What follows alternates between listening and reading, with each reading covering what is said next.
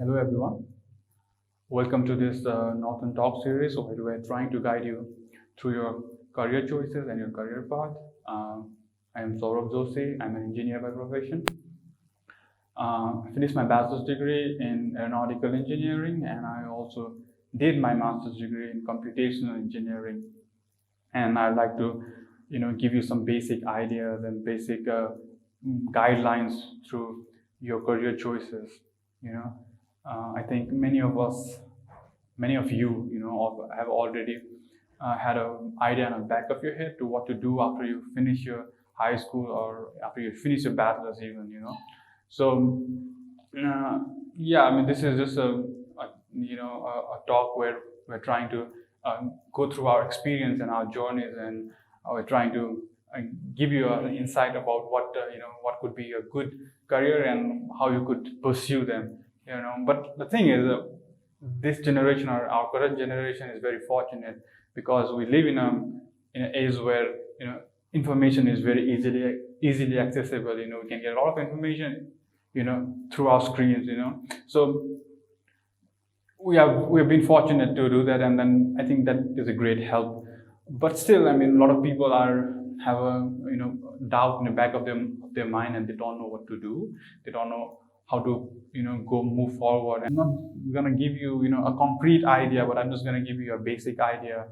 How to pursue, how to do this and do that, and how to make informed choices. Because I think making informed choices is the best thing you can do for your career. So I'll start by talking about a little bit of my own journey, and then I'll tell you a bit more about what you can do. Okay. So first of all, I think the first thing on pursuing any kind of career, whenever you are trying to do something as a career, the first motivation, I think the most important thing is the interest you have.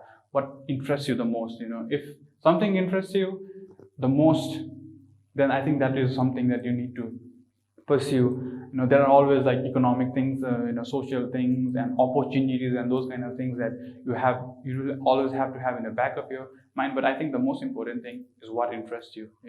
Like as a kid myself, not as a kid, but I would say as a teenager, even as a kid, I loved machines and I like trying to fix things, try to open things, even if they were not broken. And I like to open things and see, how things work and how, if I can make it, if something is broken. So that is something, that always motivated me, I mean, in the process, I probably destroyed some of the things, didn't even, make something, but I think that was something that always interested me. And I think that helped me guide through my choices as an engineer, or more basically in mechanical aeronautical engineering, which I'll talk about in a bit. So yeah, I would say that interest is the most important thing.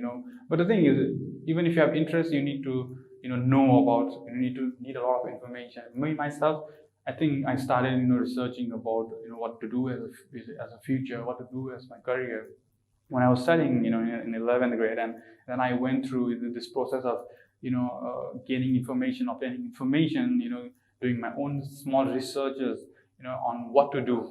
के गर्ने हैन अब 11 सकेपछि 12 सकेपछि के गर्ने भनेर मैले चाहिँ त्यतिबेलै अलिकति पहिले इन्फर्मेसनहरु लिएको थिएँ हैन, and that helped that helped a lot because I didn't have to lose much time in doing so. So yeah, after I had an affinity towards aircraft, that always fascinated me to see aircraft and to learn about the physics behind it and how it works, and it was something that kind of interested me even from when I was a teenager. So that definitely helped me. Like I said earlier, the interest, your motivation is what is the key that drives you for your career. So yeah, now if I talk about aeronautical engineering is very, very similar to mechanical engineering. Only the difference is, I think aeronautical engineering is a bit more specialized. So you have a wide scope in mechanical engineering, while if you go to aeronautical engineering or aerospace engineering, the path gets a bit narrower and you specialize in something more. But even in aeronautical engineering, you have propulsion, you have design, you have aerodynamics, you have avionics, which are basically electronics for aircraft. There are so many things. You have material, sciences, and these kind of things. So aeronautical engineering itself is a vast subject. But like I said, mechanical engineering and aeronautical engineering are kind of like brothers, like an identical, not even brothers, I'll say like an identical twins. Just given the fact that some of the attributes or some of the things in one sector is a bit different than another, but it is kind of same. So I'll say that 75% of the courses are similar, to mechanical engineering.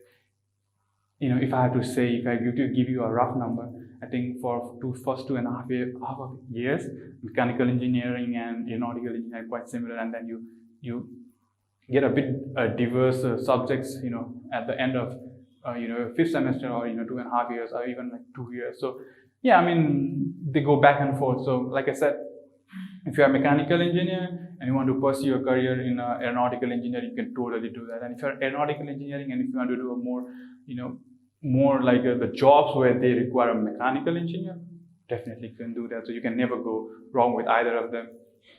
Speaking of engineering itself, and I said about I always talk about interest, and which is the driving factor. Engineering is very, very interesting, rewarding, challenging. But the main thing in engineering, I think, from my experience, is mathematics. If you love mathematics, then you should go for engineering. But if you are if you're not good at mathematics, that's totally acceptable. But if you have interest in learning, and if you have desire to learn, then engineering is definitely a good career for you. But if you hate mathematics, and if you don't want to do any kind of mathematical solving, or any you don't want to indulge in those kind of what you feel is very mundane and not worth it, then I'm pretty sure 99% that you should not do engineering. So if you have a kind of affinity towards mathematics, then I would certainly recommend mechanical engineering, or any engineering per se.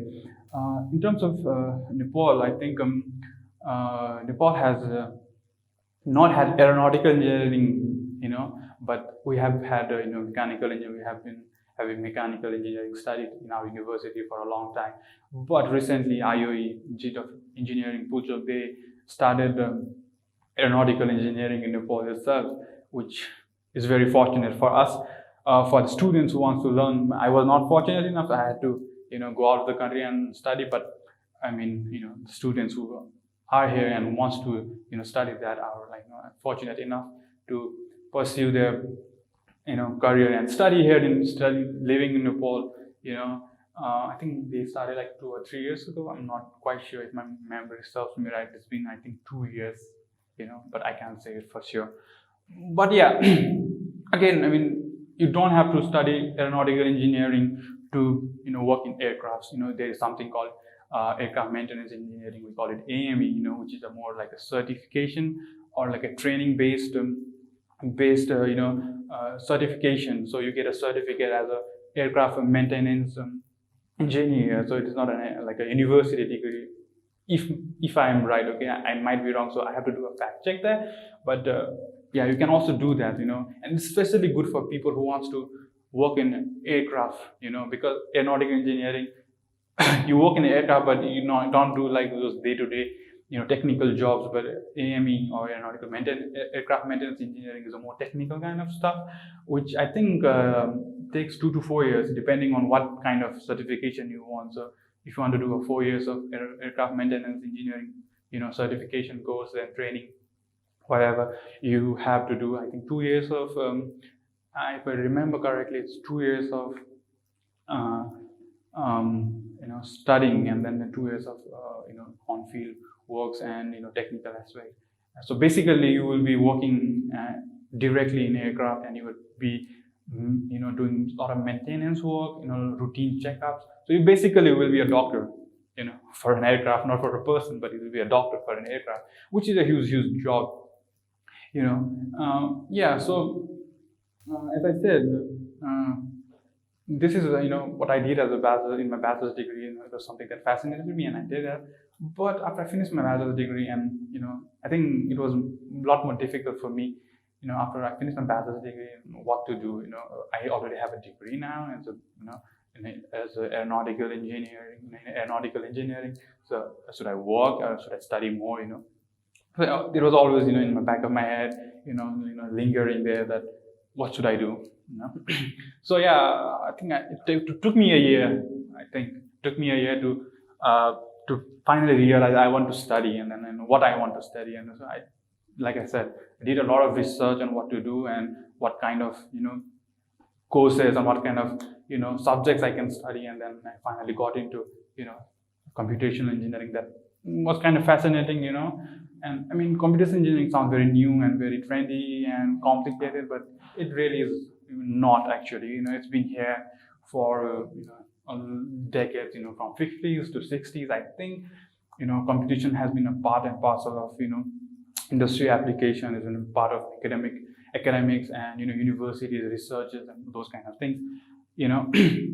And like in recent time, it has been more fashionable and it's been more trendy, and because of the improved power in computation, computers have become faster, it's become more powerful, it has become more accessible to public, to common people like us, which has improved our interest in this kind of subject. And I think this is a very good thing. Now you can get 32 gigs of RAM for very cheap. It's very accessible. You can get 8-core processors. You don't have to waste tons and tons of money and tons of space to do simple things. So yeah, I mean, if I go very briefly into computation engineering and what is computational engineering. Computational engineering itself is you do computation. Mostly you have to work on computers, you do certain kind of coding, you have to use a lot of theoretical knowledge and theoretical studies, and you formulate a mathematical model. I'm going way too into the technical stuff, but bear with me. But yeah, I mean, that is what it is. Computer engineering is okay. So the two foundation of any engineering studies is theoretical background or theoretical ideas, and then experimental verification. Okay, a verification. So you have a problem. You have certain kind of problems. You first, bring out the theoretical aspect of it, or you create a theoretical framework of it, and then you verify those theoretical framework using experimental methods. So that is the two basic foundation of any engineering problems.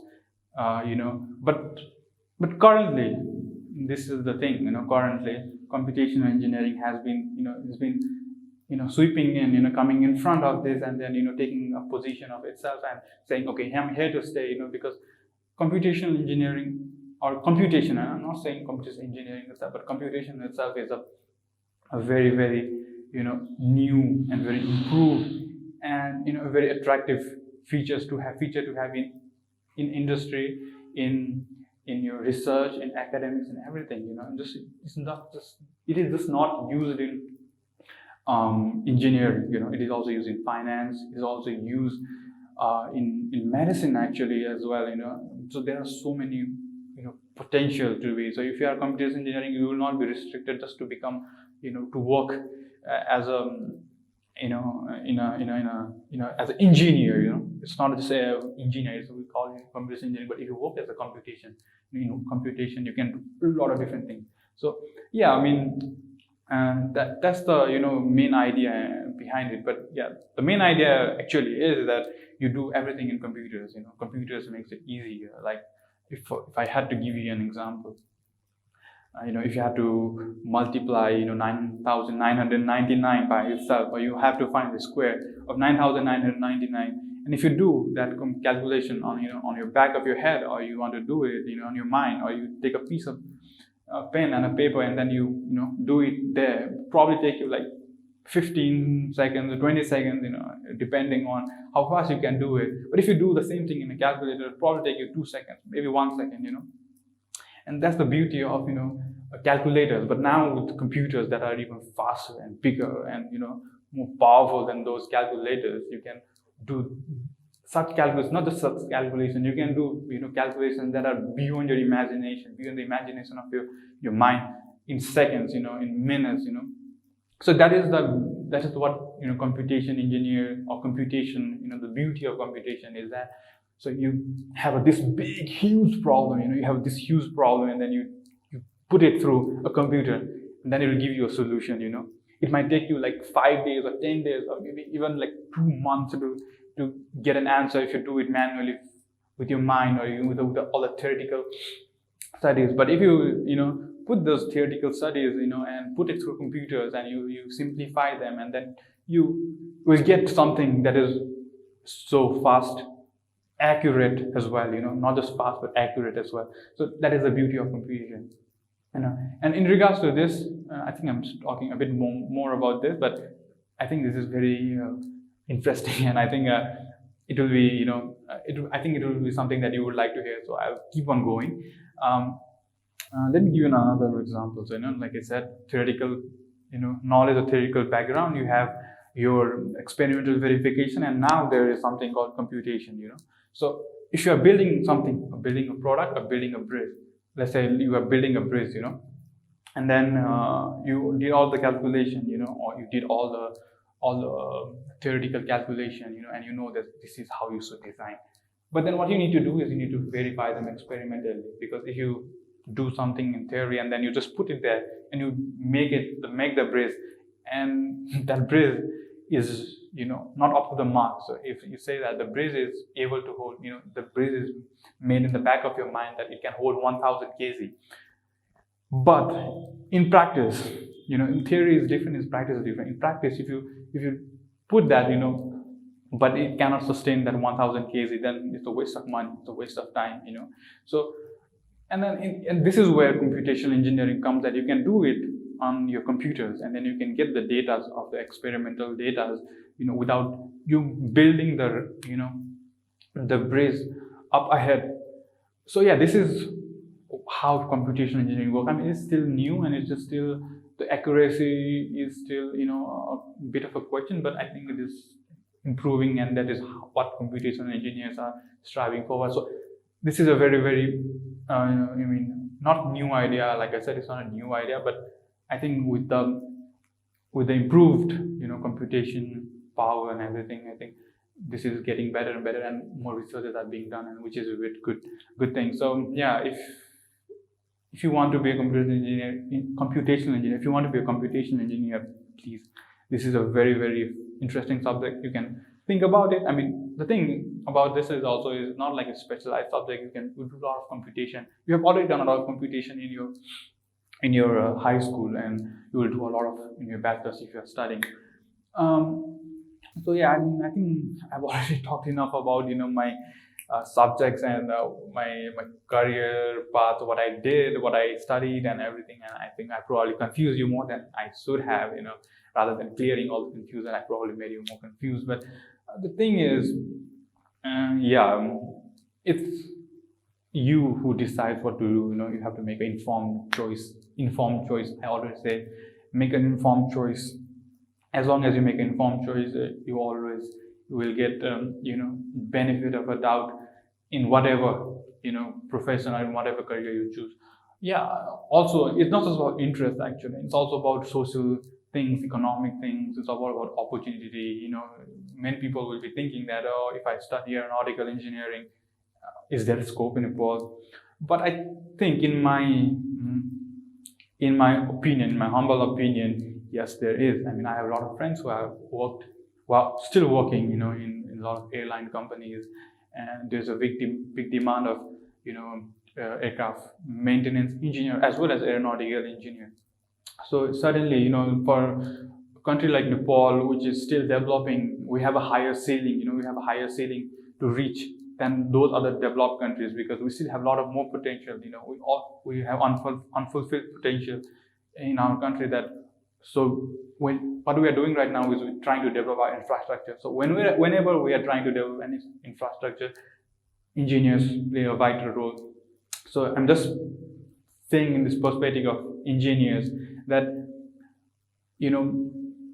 yeah, if you want to be engineer and you want to pursue your career as an engineer in Nepal, that is very, very, rewarding, and there will you get ample opportunities. Thing is, you need to do a lot of, trainings. You need to be very, very resourceful as well. So yeah, if you want to pursue your career as an aeronautical engineer, I think you should go without a doubt, without any hesitation, if you have interest. Obviously there are other things you have to consider, but I think if you have interest, if you have that motivation, and if it is something that attracts you, it should attract you, then you should definitely pursue. As In terms of talking about computational engineering, it's a very new subject. I think even a lot of countries, don't do it particularly well. But in my opinion, it is something Nepal also can take advantage of. It is something that will be seen in the future. But yeah, I think you will learn some of the some of the computational methods and computational setup in your bachelor's degree if you are learning engineering. But even if you are not doing engineering, if you're doing work in finances, or even if you are working as a doctor, I think this is something you should look into. I think it is a very, very rewarding, and it's a very, very attractive and a very, very interesting subject that I think everyone should learn in the present time, even if you have to have a basic knowledge. Lastly, I think I have already focused on being interested in a subject ever since I started talking about this. But yeah, don't whenever you're choosing any career, don't come under peer pressure, don't come under pressure of your your family or your friends or your relatives. Do what you want to do. Choose things that will you will excite you. Will bring that personality where you want to do something in that field. I would say that you lose motivation. While you are studying or while you're doing anything, you are doing. You're working as something. You can lose motivation. That is very, very like common. I lost a lot of motivation when I was studying my bachelor's degree, when I was doing my master's degree as well. So yeah, it is very easy to lose motivation, but what brings the motivation back is that desire, that interest in doing that that subject or that profession or that career. If you see if you have that interest in within yourself, then that motivation will come out once in a while. And that is what it is important. Just don't follow blindly on whatever other people are doing. Maybe this path, some other path is sounds very simple and very easy, and you can easily get to that path. But the thing is, if that path leads to something that you don't want to do in future, then it's better to not take that path and take some other path. I would also suggest you, if you have not decided what to do yet, if you don't know what to do yet, gather a lot of information. That is the best thing you can do, is gather a lot of information. Make as many options, make a list of as many options, and you choose the best one out of it. Maybe even if it takes you 3 months, 6 months, maybe even a year, don't worry about that. It's better to waste 1 year of your life here than regret it for next 10, 20 or 30 years. So I would rather, there's a social taboo, in Nepal, that if you, after you finish your high school or after you finish your bachelor's degree, then you stay at home and you don't do anything, then you are deemed as useless. You are not worthy of doing anything. But I think that is a very, very narrow-mindedness. That is a very, very narrow-mindedness of our society, which probably is changing a bit. But I would say that if you don't know what to do, I have already told you, you have to make a informed decision first. So even if you had to take a year off, do it now and take a good choice. Don't just jump into something that is easy and readily available right now, and then regret the decision after a couple of years and change what you are doing, because you lose money, you lose time. So yeah, even if you have to do maybe a bit of a traveling, do some kind of trainings, do volunteering works, whatever you can do, just keep yourself engaged. But if you are not ready to choose a path, choose a career, then you should wait and give it some time and give a lot of thoughts to it. And I just said, and I'm talking about engineering, I'm talking about aeronautical engineering, I'm talking about computational engineering, but you can be whatever you want. You want to be a doctor, be a doctor. You want to be a cook. You want to be a pilot, be a pilot. If you want to be a police officer, be a police officer. Whatever attracts you, whatever is good for you, what is good for yourself. That is, at the end of the day, that is what matters the most. So yeah. Finally, okay. I think I talked enough. More than I should have. I don't know how there is a time limit or something, but yeah, I think I've talked enough. Lastly, I'd like to again congratulate you, on this very, very tough year. It's been a freaky and it's been a very, very challenging year for all of us. So I'd like to congratulate you and wish you a very, very best in this tough, confusing times. And I'd also like to thank Nawtan Learning, because they have bridged the gap between us, and then let me able to speak to you through our screens as well.